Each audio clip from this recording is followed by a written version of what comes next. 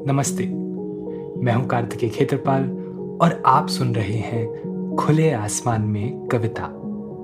यहां हम सुनेंगे कविताएं पेड़ों, पक्षियों, तितलियों, बादलों, नदियों, पहाड़ों और जंगलों पर, इस उम्मीद में कि हम प्रकृति और कविता दोनों से दोबारा दोस्ती कर सकें। नेमीचंद्र जैन की कविता बारिश। बारिश सुबह हुई थी, जब फुहारों से नहाए थे पेड़, घर द्वार, बच्चे, लोगों के मन। और अब शाम को पश्चिम में रंगों का मेला भरा है। लाल और सुनहरे की कितनी रंगतें हैं, ऊदे सांवले बादलों को लपेटे। कमरे में उमस के बावजूद बाहर हवा में सरसराहट है, तरावट भरी। छतों पर बच्चे, नौजवान और अधेड़ भी पतंगें उड़ा रहे हैं। चारों तरफ किलकारियां, खिलखिलाहट, भाग दौड़। पतंगे कटने या काटने की सनसनी है। तमाम परेशानियों, दुश्चिंताओं को मुंह चिढ़ाती उत्तेजना है जिंदगी की। कोई शर्मीली लड़की एक छत की मुंडेर पर टिक कर खड़ी है, किसी ख्याल में खोई हुई। शायद हवा में डगमगाती, उठती गिरती नाचती पतंगों में अपनी जिंदगी की कोई तस्वीर देखती, या आसमान के रंगों में कोई अनलिखी इबारत बाँचती, पहचानती। यह पल कितना खुशनुमा, सुहावना, सुनहरी संभावनाओं से भरपूर है, अपने आप में संपूर्ण, सार्थक, अविस्मरणीय। भले ही थोड़ी देर में रंगों का मेला उठ जाएगा। बच्चे, नौजवान, अधेड़ शायद कमरों में जाकर दूरदर्शन पर चित्रहार देखने लगेंगे। शर्मीली लड़की रसोई में लौटकर बढ़ती हुई महंगाई से खींची सब्जी काटती मां से डांट खाएगी, और जीवन फिर अपने पुराने ढर्रे पर चल पड़ेगा।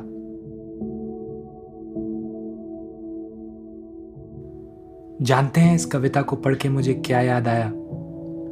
कॉलेज के वो दिन, जब एग्जाम से पहले वाली रात को सब एक दूसरे को पीछे छोड़ने की दौड़ में लगे रहते थे। एक बार कुछ ऐसा ही माहौल था जब अचानक मेरे कॉलेज में बिजली चली गई। बरसात के दिन थे और धीरे धीरे सब अपने उमस भरे कमरों से निकलकर हॉस्टल की छत पर आने लगे। यहाँ मौसम बेहद सुहाना था। पूनम का चांद हमारे सिर पर था। ठंडी ठंडी हवाएं चल रही थी और रुक रुक कर कुछ बूंदाबांदी हो रही थी। अब ऐसे जादुई मौसम में भला किसे अपनी किताबें याद रहती। हम सब अपने एग्जाम के बारे में भूल गए और एक साथ मौसम का मजा लूटने लगे। कोई अपने कमरे से जाकर नमकीन का पैकेट ले आया, तो किसी ने अपने गिटार पर कोई धुन छेड़ दी।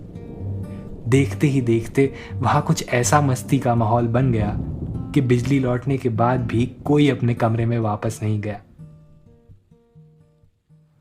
अक्सर प्रकृति अपने सौंदर्य से हमें इस कदर मंत्रमुग्ध कर देती है कि हम अपनी सारी व्यस्तता, सारी उलझनों को भूलकर सिर्फ उसकी खूबसूरती में खो जाना चाहते हैं। यह भी बिल्कुल वैसा ही एक पल था। उस रात की अपार सुंदरता के सामने हमारे सारे प्रयोजन, सारी चिंताएं बहुत फीके पड़ गए थे। शायद इसीलिए नेमीचंद्र जैन ने अपनी कविता में ऐसे क्षणों को अपने आप में संपूर्ण, सार्थक और अविस्मरणीय कहा है। यह अमूल्य क्षण कभी बसंत की बयार बनकर, तो कभी सावन की फुहार बनकर, कभी आसमान में खिंचे इंद्रधनुष के रूप में, तो कभी बादलों में छुपे चांद की शक्ल में अक्सर हमारे सामने आकर खड़े हो जाते हैं। मानो हमसे बस एक ही गुजारिश कर रहे हों कि हम उन्हें पूरी तरह जिएं और व्यर्थ ना जाने दें। चलिए एक बार फिर सुनते हैं नेमीचंद्र जैन की कविता बारिश। बारिश सुबह हुई थी, जब फुहारों से नहाए थे पेड़, घर द्वार, बच्चे, लोगों के मन। और अब शाम को पश्चिम में रंगों का मेला भरा है। लाल और सुनहरे की कितनी रंगतें हैं, ऊदे सांवले बादलों को लपेटे। कमरे में उमस के बावजूद बाहर हवा में सरसराहट है, तरावट भरी। छतों पर बच्चे, नौजवान और अधेड़ भी पतंगे उड़ा रहे हैं। चारों तरफ किलकारियां, खिलखिलाहट, भाग दौड़। पतंगे कटने या काटने की सनसनी है। तमाम परेशानियों, दुश्चिंताओं को मुंह चिढ़ाती उत्तेजना है जिंदगी की। कोई शर्मीली लड़की एक छत की मुंडेर पर टिक कर खड़ी है, किसी ख्याल में खोई हुई।